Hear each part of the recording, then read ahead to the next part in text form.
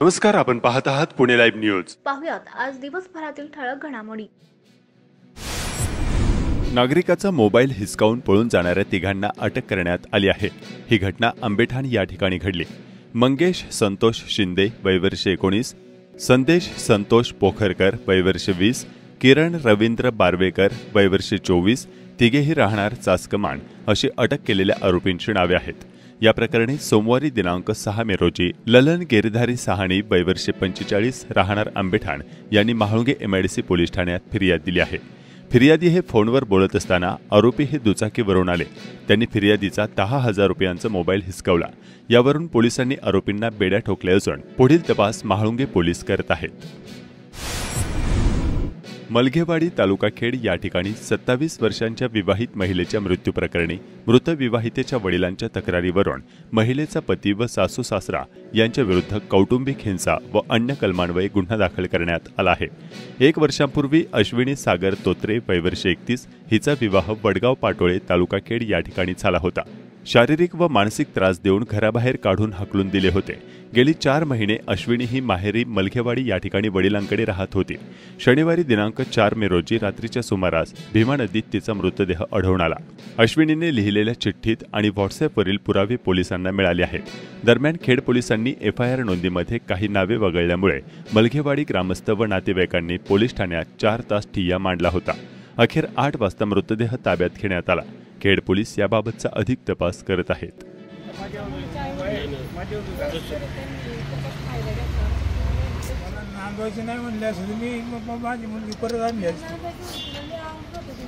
त्यांनी मला इकडे येऊन दिलं, माझ्या पुढे बांधून मारत आणली। आगामी लोकसभा निवडणुकांचे मतदान आणि कायदा सुव्यवस्था अबाधित असावे यासाठी चाकण पोलिसांच्या वतीनं मंगळवारी सायंकाळी शहरातून रूट मार्च काढण्यात आला होता। मोठ्या संख्येने पोलीस यामध्ये सहभागी झाले होते।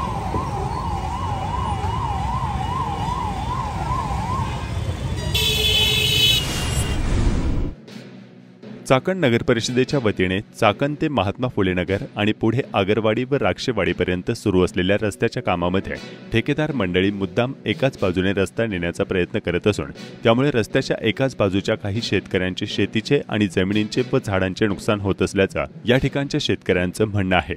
याबाबत स्थानिक शेतकरी आणि स्थानिक नगरसेवक यांनी काय सांगितलंय पाहूया। यशवंत जाधव, चाकण आगरवाडी। रस्त्याचं काम चाललंय, विकास होतोय, बरोबर आहे, मान्य आहे। पण ती विकासाच्या नावाखाली तिकडं माझ्याकडं 15 फूट आतमध्ये उसाव माती टाकली, रामफळाची झाडं काढली, जांभळीचे जो फांद्या तोडल्या, चंदनाचं झाड काढलं, आंब्याच्या फांद्या मोडल्या, नुकसान होतं झाले भरपूर। आणि उसाव माती टाकलेली जास्त करून। कॉन्ट्रॅक्टरशी बोललो, कॉन्ट्रॅक्टर म्हणला मी जेवायला गेलो आणि दुसऱ्याच माणसांनी त्याला जादा घ्यायला सांगितलं। तुमचं काय म्हणणं आहे, रस्त्याच्या मध्यपासून एकाच बाजूला जास्त दाबलं जातं? इकडे जास्त दाबलं, ते प्लॉटिंग वाला आहे पुढं, त्या प्लॉटिंग वाल्याचं म्हणणं इकडनंच रस्ता करायचा असं माझा अंदाज दिसतोय। काय काय काय म्हणणं आहे तुमचं? ते प्लॉटिंग वाल्यांनी तिकडची जागा सोडून इकडे वाढवायचा रस्ता असं त्याचा विचार आहे डोक्यात थोडा। अच्छा, म्हणजे ते प्लॉटिंग वाचवण्यासाठी तुमच्या वाचवण्यासाठी इकडे जागा सरलाय 10-12 फूट। बरं, मग आता तुम्ही काय नगर परिषदेला कळवलंय? सांगितलं नगर परिषदेला नाही कळवलं, फॉरेस्ट ऑफिसला गेलतो, ते म्हणले याच्याकडे जा, पोलीस कंप्लेंट द्या। आणि याला तलाठी ऑफिसला गेलतो, ते म्हणले तहसीलला अर्ज द्या, तर ते पण मी करणार आहे।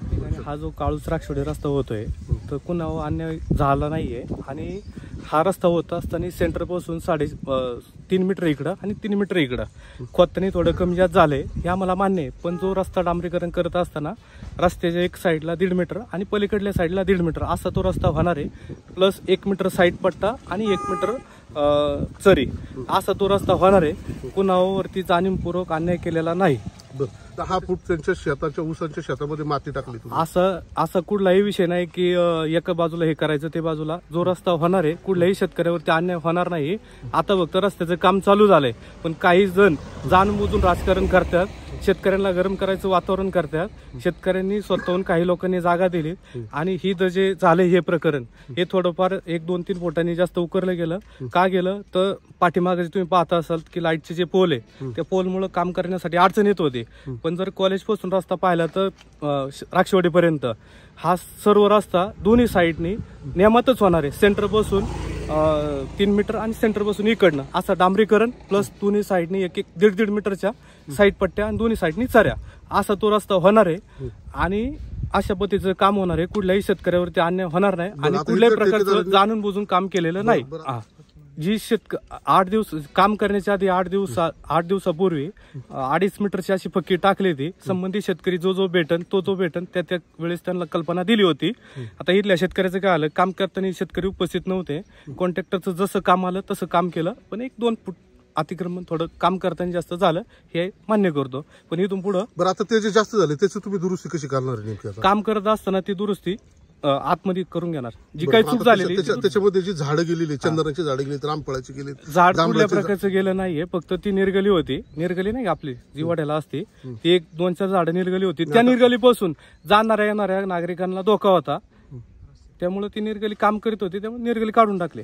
ते काढताना मग ते संबंधित कॉन्ट्रॅक्टरनी वन विभागाची परवानगी घेतली होती का? निर्गलीला काय परमिशन घ्यायची? बाकीची चंदनाची झाड, चंदनाचं झाड जागेवरचे सर. नाही पडलं म्हणजे फक्त रेटलंय, काढलं नाही. ते जागेवर झाड आहे. अजून झाड होती 5 वर्षाची 2 रामफळाची झाड होती. ती ऊसात दिसते अजून जिवंत ती झाड. आणि जांभळीच्या फांद्या मोडल्या. इथं बघा हे चंदनाचं झाड मोठं होतं 7-10 वर्षाचं. त्याला लय जीव लावून वाचवलं. ती चंदनाचं आंब्याच्या फांद्या मोडल्या, इथे जांभळीच्या फांद्या मोडल्या विनाकारण. ते सगळं हद्दीत आहे माझ्या आणि मुळे हा रस्ताच माझ्या जागेत आहे. मोजणी केली ना इथपर्यंत येते. त्याची कप्रत आहे का तुमच्याकडे? कप्रत आहे.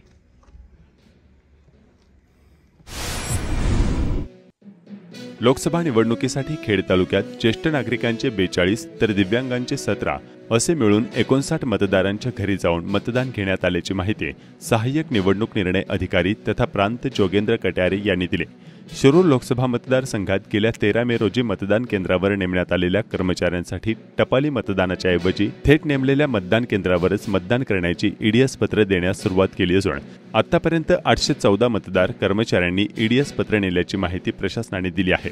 खेड तालुक्यात शासकीय नोकरदार असणाऱ्या मतदारांना आपल्या मूळ ठिकाणी असणाऱ्या लोकसभा मतदारसंघामध्ये मतदान करण्यासाठी राजगुरुनगर या ठिकाणी टपाली मतदानाची सोय करण्यात आली असून शिरूर लोकसभेबाहेरील विविध लोकसभा मतदारसंघातील मतपत्रिका प्राप्त झाल्या आहेत.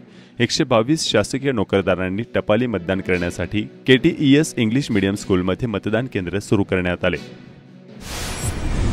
महायुतीचे शिरूर लोकसभेचे उमेदवार माजी खासदार शिवाजीराव आढळराव पाटील यांच्या प्रचारासाठी उपमुख्यमंत्री देवेंद्र फडणवीस यांच्या प्रमुख उपस्थितीत शिरूरच्या पाचकंदील चौकात पार पडलेल्या सभेत फडणवीस यांनी महाविकास आघाडीचे उमेदवार खासदार डॉक्टर अमोल कोल्हे यांच्या व्यवसायाच्या संदर्भाने टीका करत असताना शिवाजीराव आढळराव पाटील यांना नाटकं जमत नसल्याचा उपरोधिक टोला लगावला. या टीकेला उत्तर देताना आढळराव पाटील यांना नाटकं जमत नाहीत हे खरं आहे, मात्र त्यांना जनतेच्या मतांवर संसदेत जाऊन धंदा करता येतो हेही सत्य असल्याचं खासदार अमोल कोल्हे यांनी सांगितलं. त्यामुळे देवेंद्र फडणवीस यांनी अर्धसत्य सांगितलं असल्याचंही कोल्हे यांनी म्हटलं आहे. उपमुख्यमंत्री देवेंद्रजी फडणवीस हे खरं तर महाराष्ट्राचे मोठे नेते आहेत. त्यामुळे माननीय देवेंद्रजींनी Pune Nashik semi high speed railway प्रकल्प नेमका कुठे रखडला हे सांगितलं असतं तर जास्त बरं झालं असतं. इंद्रायणी मेडिसिटी प्रकल्प पुढे का गेला नाही हे सांगितलं असतं तर जास्त बरं झालं असतं. परंतु माननीय देवेंद्रजी फडणवीस यांनी माझ्या व्यवसायावर जी टीका केली त्यात ते अर्धसत्य बोलले. शिवाजी आढळराव पाटील यांना नाटकं जमत नाहीत हे अर्धसत्य आहे. पूर्ण सत्य हे आहे की शिवाजी आढळराव पाटील यांना नाटकं जमत नाहीत, त्यांना केवळ धंदा जमतो. आणि त्यामुळं शिरूर लोकसभा मतदारसंघातल्या मायबाप जनतेने 3-3 टर्म संसदेत पाठवल्यानंतर माजी खासदारांनी आपल्या कंपनीचं उखळ पांढरं करण्यासाठी संसदेत प्रश्न विचारले आणि त्याचे पुरावे सुद्धा मी आपल्या समोर ठेवलेले आहेत. त्या पुराव्यांवर माजी खासदार काहीही बोलत नाही. विषयांतर करत असताना त्यांची धांदल उडतीये. अशा उमेदवाराचं समर्थन देवेंद्रजी फडणवीस करणार का? आत्ताशी तर ट्रेलर दाखवलाय, अजून पूर्ण पिक्चर बाकी आहे. माझी देवेंद्रजी फडणवीसांना विनंती आहे की तो सगळा प्रश्नांचा जो बंच आहे मी आपल्यालाही पाठवतो आणि त्यानंतर आपण यावर निर्णय घ्या की या पद्धतीच्या उमेदवाराचं आपण समर्थन करणार का. दुसरी गोष्ट, आपण माझ्या व्यवसायाविषयी जे बोलताय त्यावरून खरं तर मान्य देवेंद्रजी, मी रात्रीचा वेश बदलून तर कुठे जात नाही, पण त्याही पलीकडे जाऊ नेमका कशाचा त्रास होतोय हे मला कळलं नाही की छत्रपती संभाजी महाराजांचा खरा इतिहास मी लोकांना दाखवला हे चूक केलं का? हा साधा सरळ प्रश्न आहे. त्यामुळे आपल्याकडून, आपल्यासारख्या मोठ्या नेत्याकडून विकासाविषयी बोललं जाणं जास्त अभिप्रेत होतं. पण तरी धन्यवाद, आपण अर्धसत्य का होईनात पण ते बोललात. पण ते पूर्ण सत्य हेच आहे की शिवाजी आढळराव पाटील यांना नाटकं जमत नाहीत, पण जनतेनं विश्वासानं निवडून दिल्यानंतर स्वतःच्या कंपनीचा धंदा मात्र चोख जपू. दुसरा पर्याय नाहीये. मी अमोल कोल्हेंनाही बोललो की तुम्ही कशाला उभे राहतात. मी आज तुम्हालाही विचारतोय दादा, तुम्ही काय विजन घेऊन उभे राहता. शिरूर लोकसभा मतदारसंघात सध्या नागरिकांचा रोषाचा सामना उमेदवारांना करावा लागत आहे. अमोल कोल्हे यांच्या विरोधात काही गावांमध्ये फलक लावल्याची घटना ताजी असतानाच माजी खासदार शिवाजीराव आढळराव पाटील यांना पाबळ तालुका शिरूर येथील एका युवकाने पाबळ गावातील पाण्याच्या संदर्भात प्रश्न विचारले. याबाबतचे व्हिडिओ सोशल माध्यमात व्हायरल होत आहेत. ऐकून घ्या दादा, तुम्ही मला बोलू द्या.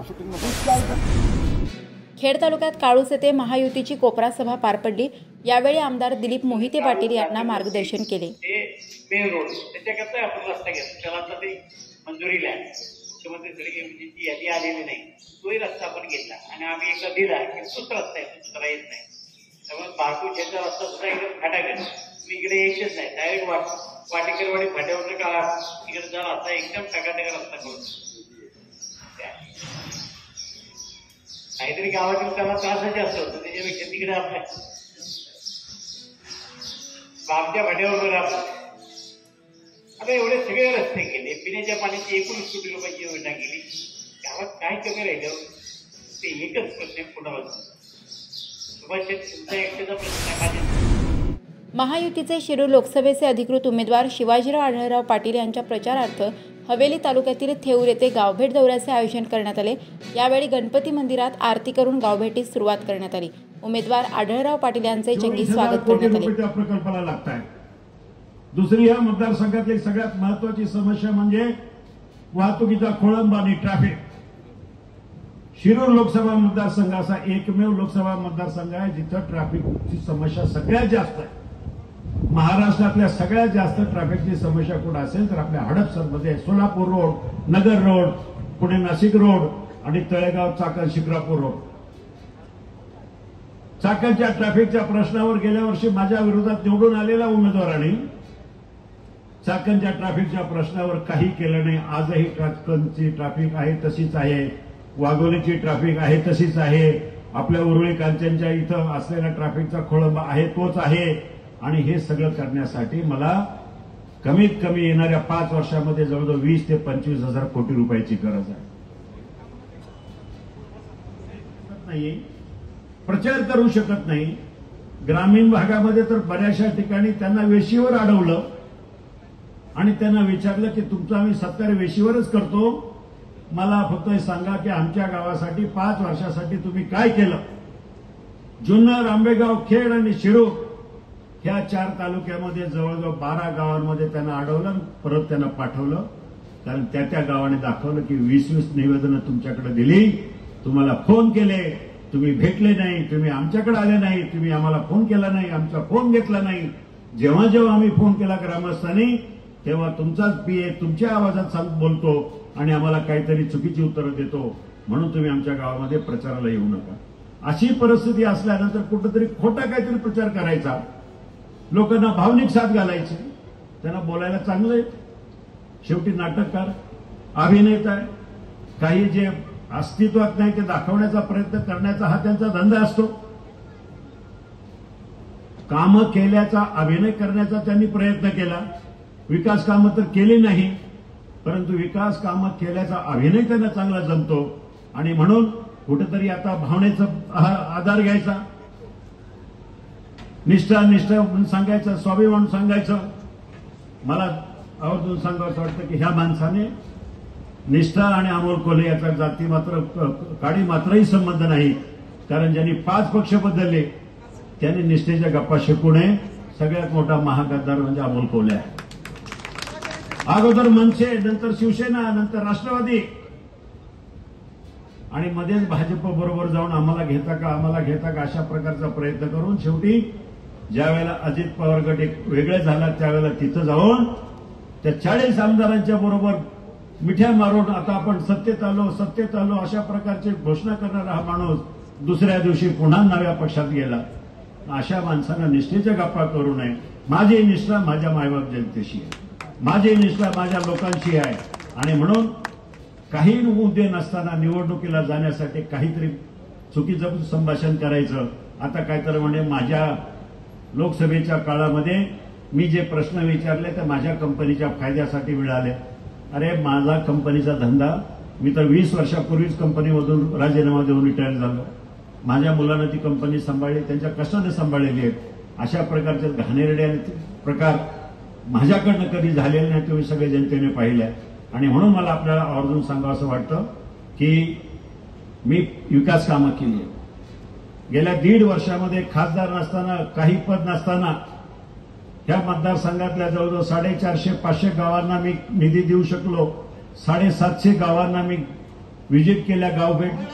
काळजी करू नका, मागच्या वेळेस दादा तुमच्या विरोधात होते, आता दादा तुमच्या बरोबर आहे, तुमचा विजय निश्चित आहे, तुम्ही काळजी करू नका. त्या पापामध्ये आम्ही सहभागी होतो. मागच्या वेळेस पाडण्यामध्ये तुम्हाला लई जोरात पडत होतो की दादा पडले पाहिजे म्हणून सगळा जिल्हा रानमाळ करून टाकला, पण दादाला पाडायचं काय मनसुबे होते. आम्हाला वाटलं गडी गोरा गमदा आहे, चांगला आहे, चांगला काहीतरी करेल, संभाजीची भूमिका करतोय, बरं वाटत होता. पण गडी भलताच हुशार निघला. आमचे पूर्वज नेहमी सांगतात बघा, कोल्हा म्हणलं की पुढून लगेच आवाज येतो, काय म्हणतात, लवाड. पण ते विसरून गेलो होतो. मला वाटायचं गोरा, मला ते त्यानंतर असं झालं, मला चोखोबारायांच्या ओव्या आठवल्या की उस डोंगा परी रस डोंगा का भुरळा सवरली रंगा, कमान डोंगी परत तिरणे हा डोंगा का भुरळा सवरली रंगा. वरच्या रंगा बोललो आणि नसणारी 7.5 आपल्या अंगावरती त्या ठिकाणी घेतली. दादाने तर काय पैसे खर्च केले तर त्यावेळेस आता इथं लोक सांगत नाही. दादा म्हणले कोल्हे आलाच पाहिजे, मला बरं येईल चला सगळ्यांनी प्रचार करू. पण आता तोच कोल्हे दादांच्या बोलायला लागलाय, काय त्याला आविष्कार झालाय, काय बोलतोय, छत्रपती जगदंब जगदंब, त्याचं ते रूप आणि त्याचं ते आवेश. आणि त्याला एकच सांगतो, तू नादी लागलाय अजित दादांच्या. अरे बसलेला हत्ती उभं राहिलेला गाढवापेक्षा फार मोठा असतो, तू कुणाची बरोबरी करायला निघलाय. दादांनी लय भले भले गाडी बसवले, आता तुझा नंबर आहे, तू चिंताच करू नको. तू 13 तारखेला एकदा मतदानाला आला की 4 तारखेला तू बुक्का घेऊनच घरी जायचं, तू काळजीच करायची नाही. कारण इथं दादा आहे. आज तिथलं एवढं मोठं आव्हान असताना अनेक तिकडे वेगवेगळ्या पद्धतीच्या क्लुप्त्या लढवल्या गेल्या त्या मतदारसंघामध्ये, पण 6 तालुक्यामध्ये दादा एकटे पुरून उरलेले आहेत. आपल्याला त्याचं नक्कीच त्या ठिकाणी 4 तारखेला सगळं भवितव्य करणार आहे.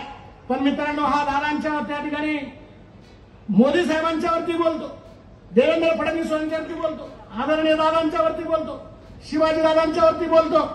पण मला एक सांगायचं, दादा तो एका बाजूला आला की छत्रपतीच्या भूमिकेचं अनुकरण करतो, सांगतो मी छत्रपतींचा वारस आहे, मी छत्रपतींचं काम करतो, मी छत्रपतींची भूमिका केली आहे. आणि दुसऱ्या बाजूला गेला की माळी समाजाचा विकास राजकरीत बसलाय. ते नेहमी म्हणतात मी माळी समाजाचा माणूस आहे. कधी आला का सावतामाळीच्या पुण्यतिथीला? कधीच नाही आला. कधी गेला का फुल्यांचं वाड्यात दर्शन घ्यायला? तो कधीही नाही गेला. फॉर्म भरायला सुद्धा तो गेला नाही, फुल्यांच्या वाड्याचं दर्शन घ्यायला. कधी गेला सावित्रीबाई फुल्यांचं दर्शन घ्यायला? मग तू कशाचा माळीस? अरे जे दैवत आहे त्यांच्या तरी कधीतरी पाय पडेल का?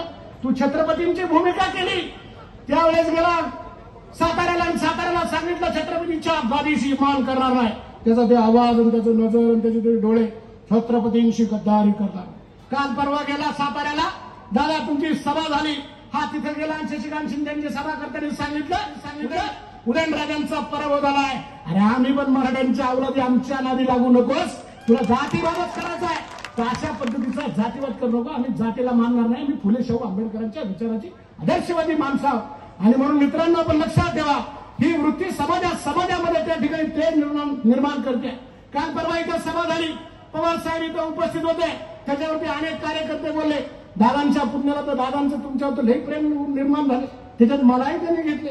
मला म्हणतो मी जर आता तिथं असतो तर कानाखाली मारले असे. दादा मी रोज 2,000 जोर मारतो, तू कशाला माझ्या नादी लागतो? त्याला सांगा पुण्याला मी काय, मी काय एवढा साधा वेळ आहे का आला लगेच मारलं मला? चांगला आहे बाबा, चांगला आहे. अरे तुझ्या सगळ्या खुराड्या अख्खे कारखाने तुमच्या नावावरती त्यांनी वजनात खाल्ले आणि अख्ख्या संपूर्ण जिल्ह्यामध्ये त्याची जी खुराडी आहेत ना 5-6 जिल्ह्यामध्ये कोंबड्यांची खुराडी, ती सुद्धा दादा तुमच्या जीवावर चालत आहे. त्यांना अजून दादाचा आवाका माहिती नाही. अरे राहा, व्यवस्थित राहा, तू कुणाची बरोबरी करायला निघलेला आहे. म्हणून रोहित पवारांना मी जाहीर आवाहन करतो, मी तर यशवंतराव चव्हाणांच्या विचाराचा माणूस आहे. तुम्ही जरी आम्हाला शिव्या दिल्या तर आम्ही त्या बाजूला जाणार नाही.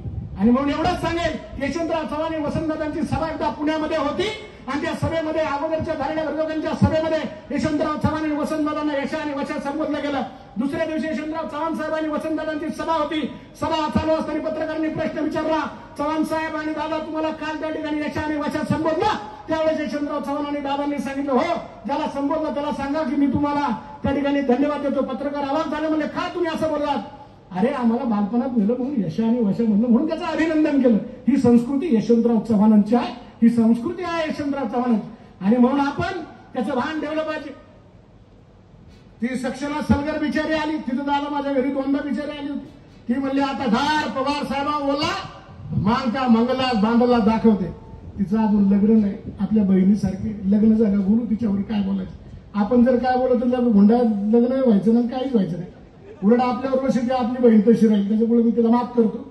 तुझं बघू आपण काय करायचं नंतरच्या काळामध्ये. एकदा लग्न होऊन आले, एक तर तुमच्याकडे मुळात बाहेरच्याला मानित नाही, आमच्याकडे बाहेरच्याला मानतात. त्याच्यामुळे आम्ही काही तसं काय करणार नाही. कारण तू जरी कुठली असली तर तू आमची बहीण आहे. त्याच्यामुळे आम्ही चुकीचं तुझ्याशी वागणार नाही. तुझ्याशी काय आम्ही बोलणार आहे. आणि ज्या वेळेस कुरुक्षेत्रावरती शिखंडी पुढे आला त्यावेळेस शिखंडीवर वार करायचं नाही ना, हे युद्ध ठरलेलं होतं. म्हणून रोहित पवार आपण शिखंडीची भूमिका आहे म्हणून दादा तुमच्यावर वार करत नाही. ज्या दिवशी तुम्ही शिखंडी म्हणून बाजूला असेल ना अंगावरती, त्या दिवशी तुम्ही रणांगणात दिसणार सुद्धा नाही. अजितदादा आहे, अजितदादा.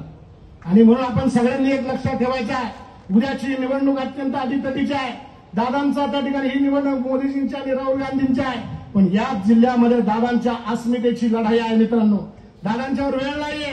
दादांनी घेतलेली भूमिका, गांधींचा पदस्पर्श झालेली ही भूमी आहे. सगळ्यांनी हात वर करून त्या ठिकाणी दादाला विश्वास द्यायचा आहे. सगळ्यांनी हात वर करा, त्या कोपऱ्यापासून तुम्ही पण करा हातचे सगळे. मी पण आहे त्याच्यामध्ये, मी नाही असं नाही. सगळ्यांनीच त्या ठिकाणी हात वर करून गोष्ट द्यायची आपल्याला आहे. आणि सर्वांनी दादाला विश्वास हात वर घ्या. एवढं लगेच आखाने राजा शिवछत्रपती की, छत्रपती शिवाजी महाराज की. अरे काय गोष्ट वाघाच्या जबड्यात घालून हात मुजीला जात अशी जात आमची. पुढे तुमची जात घ्या बरोबर. छत्रपती शिवाजी महाराज की जय जय जय जय जय भवानी. हर हर सियावत रामचंद्र की, सियावत रामचंद्र की जय. धन्यवाद. आपण या परिसराच्या सर्वांगीण विकासाला गती देण्याचं अनेक वर्ष काम करताय. अनेक प्रश्न आपण या परिसराच्या हवेली तालुक्याच्या विकासासाठी आपण त्या ठिकाणी मदत केलेली आहे. महाविकास आघाडीतील राष्ट्रवादी काँग्रेस शरदचंद्र पवार पक्षाचे शिरूर लोकसभेचे उमेदवार डॉक्टर अमोल कोल्हे यांच्यासाठी बुधवारी दिनांक 8 मे रोजी ज्येष्ठ नेते शिरूरमध्ये जाहीर सभा घेणार आहेत. बारामती मतदारसंघाची निवडणूक झाल्यानंतर शरद पवार शिरूर मतदारसंघात सक्रिय होत आहेत. या सभेत शरद पवार काय बोलणार याकडे सगळ्यांचंच लक्ष लागले. शिरूर लोकसभा मतदारसंघाचे खासदार डॉक्टर अमोल कोल्हे यांनी प्रचारादरम्यान छत्रपती संभाजी महाराजांच्या समाधीस्थळाला भेट दिली. छत्रपती संभाजी महाराजांच्या समाधीवर नतमस्तक होऊन पुढच्या प्रचाराला मार्गस्थ झाले. परंतु समाधीस्थळाला भेट देताना राजकीय जोडे बाहेर ठेवून छत्रपती संभाजी महाराजांना खासदार डॉक्टर अमोल कोल्हे यांनी अभिवादन केले. तळेगाव चाकण एमआयडीसीच्या औद्योगिक पट्ट्यातील वाहतूक कोंडीमध्ये अडकल्याने प्रवाशांची डोकेदुखी वाढली आहे. गेल्या कित्येक वर्षांपासून केवळ राजकीय इच्छाशक्ती अभावी प्रलंबित असलेल्या जेमतेम 20 किलोमीटरचा तळेगाव चाकण राष्ट्रीय महामार्गाच्या कामाचा मुद्दा सध्या लोकसभा निवडणुकीच्या धामधुमीत उमेदवार अथवा मतदारांकडून साधा चर्चेतही नाही. रेल्वे, विमानतळ, महामार्गांची कामे अनेक वर्ष प्रलंबित आहेत. निवडणूक आल्यावर चर्चा होते आणि नंतर हे सगळे प्रश्न जैसे राहत असल्याचा मतदारांचा आरोप आहे. तसं पाहिलं तर जर गेल्या 15 वर्षात हा जो वाहतुकीचा जो प्रश्न आहे तो सातत्यानं प्रत्येकाला भेडसावत आहे. आणि या वाहतुकीच्या प्रश्नामुळं इथं जी होणारी जी औद्योगिक नगरी आहे, औद्योगिक नगरीला थोडासा अडचण निर्माण होते. त्याचप्रमाणे शेतकऱ्यांच्या दृष्टीने जो कांदा प्रश्न आहे, केंद्र सरकार कांद्याच्या बाबतीत हमी भाव न देता दोलायमान अवस्थेत घेतात. दोलायमान अवस्था म्हणजे शेतकरी संभ्रमावरच आहेत. त्यामुळे प्रत्येक वेळेला कांद्याचा हंगाम सुरू झाला का शेतकऱ्याला आपल्या आंदोलनाशिवाय काही करता नाही. निवडून गेलेले जे लोकप्रतिनिधी आहेत ते कांद्याच्या बाबतीमध्ये प्रश्न मांडतात, परंतु शेवटपर्यंत पाठपुरावा जरी केला तरी केंद्र सरकार आपला हातचा राखून त्या ठिकाणी त्यामुळे शेतकऱ्यांना जसं म्हणावं तशा पद्धतीने. बरं, चाकणच्या दृष्टीनं तो हा हुकमी असणारं पीक आहे, परंतु त्याचे जर मिळत जर नसेल तर त्यामुळे शेतकरी त्यामुळं पर्यायाने काय होतं लोकप्रतिनिधी ही सगळी मंडळी ना ती नाराज होतात, प्रश्न मांडताना त्यांच्या पद्धतीने मांडतात, परंतु ज्या अर्थी ते प्रश्न मांडतात कुठेतरी कमकुवतपणा येतोय, त्यामुळे हा प्रश्न सुटत आहे. वाहतुकीच्या बाबतीत सुद्धा आहे. आता तुम्ही मुळशीपर्यंतचा रस्ता होतोय, मुळशी सोडून चाकण झालं, खेडपर्यंतचा पुढचा रस्ता होतोय, परंतु इथला रस्ता होत नाही. त्यामुळे येणारे कामगार, त्यामुळे प्रवासी, इतर जे असणारे शहरामधले जे गावातली मंडळी गावात आहे त्यांना जो मानसिक त्रास होतो, प्रवासाचा जो त्रास होतो तो नेमका सुटला आहे. त्यामुळे पर्यायामध्ये मनामधून थोडीशी चिन्ह होती. 15 वर्ष वेगवेगळ्याचे खासदार येतात, आमदार येतात, परंतु हा प्रश्न मार्गी का लागत नाही. केंद्रामधूनच जर या पद्धतीने जर पाठपुरावा जर होत जर नसेल तर हा प्रश्न सुटणार कधी. त्यामुळे प्रत्येकाच्या मनामध्ये आणि प्रश्न आहे माझा. त्यामुळं ज्या वेळेला निवडणूक येतात त्यावेळेला त्या परिस्थितीनुसार जनमानसानुसार ते मतदान केलं जातं, परंतु मतदान केल्यानंतर त्या आपल्या मताचा उपयोग किती झाला किंवा कसं काय मतदान नेमकं विचार करत नाही. परंतु मला वाटतं हे राष्ट्रीय कर्तव्य म्हणून आपण जे मतदान करत आहोत त्याचा हक्काने उपयोग झाला पाहिजे आणि आपल्या राष्ट्राच्या दृष्टीने ते विकासाला हातभार लावला याचं या पद्धतीनं समाधान होईल आहे. त्यामुळं आता येणाऱ्या निवडणुकीमध्ये प्रत्येक मतदाराने जागरूकरित्या धर्मनिरपेक्ष रीतीने नेमका आपला कोणता खासदार किंवा लोकप्रतिनिधी आपले प्रश्न तिथं जातीवंत पद्धतीने मांडून आपली यातून सुटका कशी करेल हे त्या पद्धतीने त्यांनी मांडलं पाहिजे आहे. खेड तालुक्यातील विविध विकास कामांमध्ये महाविकास आघाडीचे उमेदवार डॉक्टर अमोल कोल्हे यांचे मोठे योगदान असल्याचा दावा महाविकास आघाडीचे कार्यकर्ते करत आहेत. नमस्कार, मी ॲडव्होकेट निलेश कड. काल परवा आपल्या MIDC भागामध्ये प्रवीणजी दरेकर आले होते, भाजपचे नेते, आणि ते म्हणले की कोल्हेंनी काय केलं वगैरे वगैरे, कोल्हेंवर बेछूट असे आरोप लावले. पण मी विनंती करतो की तुमच्या जिल्हा अध्यक्षांनी आम्ही सांगितलं होतं कार्य अहवाल वाचा. तुम्हालाही सांगतो की कोल्हे यांचा जो कार्य अहवाल आहे तो नीट वाचा. आणि तुम्ही ज्या परिसरात गेलते ती MIDC टप्पा क्रमांक 2, 1 ते 5, आता 5 तर डेव्हलप होती, 1 ते 4 जे टप्पे आहेत ते सगळे काँग्रेस आणि राष्ट्रवादी काँग्रेस आघाडी सरकारने केलेले. त्यावेळेस केंद्रात आता तुम्ही म्हणता मोदीजींचा डंका अख्ख्या जगात आहे, पण तुम्ही जर MIDC मध्ये गेले तर MIDC मध्ये अख्ख्या जगातल्या कंपन्या ह्या आमच्या आघाडी सरकारने आणल्या. त्यावेळेस देशाचे माननीय पंतप्रधान हे मनमोहन सिंगजी होते. त्यामुळे न बोलता काही त्यांनी एवढा विकास करून दाखवलाय. आणि तुम्ही तिथं जाऊन सांगत होते की काय केलं, तर मी नम्रपणे सांगतो की तुम्ही ज्या MIDC मध्ये गेले चाकणच्या, त्या चाकणच्या MIDC मध्ये त्याच गावात त्याच परिसरामध्ये MIDCचं 10 एकर क्षेत्र हे ESIC च्या रुग्णालयासाठी म्हणजे कामगार रुग्णालयासाठी कोल्हे यांनी मागील 5 वर्षात केले. मी दाखवतो तुम्हाला. हे बघा, हे त्यांच्या कार्य अहवालामध्ये त्यांनी नमूद केले की चाकणला कामगार रुग्णालय केले. सर्वप्रथम आज आम्ही इलेक्शन आहे म्हणून आलोय असं काही नाही. सर्वप्रथम त्यांचा पहिला जनता दरबार झाला. त्या दरबारामध्ये मी त्यांना सांगितलं की असा प्रस्ताव आहे आणि 2014 पासून आमची मागणी होती. मग 2004 ते 2019 कोण होतं खासदार? मग त्या खासदारांनी काय केलं? काहीच केलं नाही. मग हे जेव्हा अमोल कोल्हे निवडून आले त्यांना म्हणले हे करायचे. मग त्यांनी बघा राज्य सरकारचं केलं. मग दिलीप वळसे पाटील कामगार मंत्री होते, संतोष गंगवार त्यावेळेस केंद्रीय मंत्री होते. हे सगळं तपशील घटनाक्रम दिलेला आहे ना. आता केंद्र सरकारकडे जी फाईल आहे ती जागा संपादनाची गेलेली आणि केंद्र सरकारने जे कॉर्पोरेशन ESIC कॉर्पोरेशन त्यांनी 188व्या त्यांच्या सभेमध्ये ह्याला मंजुरी दिलेली. मग 15 वर्ष यांनी काय केलं कामगारांसाठी? हे आमच्या कोल्हे साहेबांनी केलेलं आहे. आणि राहिला प्रश्न, आता फडणवीस साहेब काल म्हणले हा नाटकी माणूस आहे. नाटकी वगैरे काय नाही. हा दुसरा एक दाखवतो, राष्ट्रीय महामार्ग होणार एलिव्हेटेड. हे 3 बघा रस्ते, तळेगाव, चाकण, शिक्रापूर, हा रस्त्याला 5000 कोटी आहे. पुढवर पुणे, नाशिक, शिरूर NH 753F याला 7000 कोटी अंदाजे. नाशिक फाटा ते चांडवली एलिव्हेटेड आपल्या चाकणचा प्रश्न आहे, त्याला 6000च्या आसपास पैसे भेटणार आहे. हे सेक्शन आहे, हे उड्डाण पूल आहे. जे शासनाने मंजूर केले, आमच्या खासदारांनी पाठपुरावा केले, ते सगळं कोल्हेंनी दाखवलेलं आहे. आणि तुमचेच नितीन गडकरी साहेब कोल्हेंना पत्र देतात की बाबा तुम्ही जी मागणी केली होती त्याप्रमाणे केलेले. आता इथं मी एक दुसरी गोष्ट सांगतो की खासदार असताना आढळराव पाटील यांनी म्हटले की 2017लाच ही आम्ही मंजुरी केलेली आणि 2017ला त्याचं उद्घाटन झालं, पण तो होता 6 पदरी रोड. त्यामुळं कोल्हेंनी तो जो रस्ता आहे तो पुरणार नाही. हे सगळा आढावा घेतला, गडकरी साहेबांना समजून सांगितलं, त्यांनाही ते पटलं आणि इलिव्हेटेड कॉरिडॉर केला. त्यामुळं पुढील आता 40 वर्षाचा प्रश्न मिटणार आहे आणि आता हे निविदा झाल्यात, कामही सुरू होणार आहे. त्यामुळं माजी खासदार यांनी काय काम केलं हे जनतेला सगळ्या माहिती आहे. आणि ते संरक्षण खात्याचं सगळंच आता कोल्हे साहेबांनी बाहेर काढलंय. त्यामुळे माझी विनंती आहे, कोल्हे साहेबांना नाटकी म्हणण्याऐवजी त्यांनी फक्त हा कार्य अहवाल वाचावा. या कार्य अहवालाचं वाचन केल्यावर नक्कीच कळेल की 5 वर्षात दमदार खासदार डॉक्टर अमोल कोल्हे यांनी काय काम केलं. आज काही जण काही वरडत सुटले, त्याच्यात उपयोग नाही. चांगले चांगले ज्येष्ठ पत्रकार साहेब पण म्हणतात की जो दमदारपणे तुमचे प्रश्न मांडन त्यांचं कौतुक करून त्यांच्या मागे राहा. धन्यवाद. नमस्कार, आपण पाहत आहात पुणे लाईव्ह न्यूज.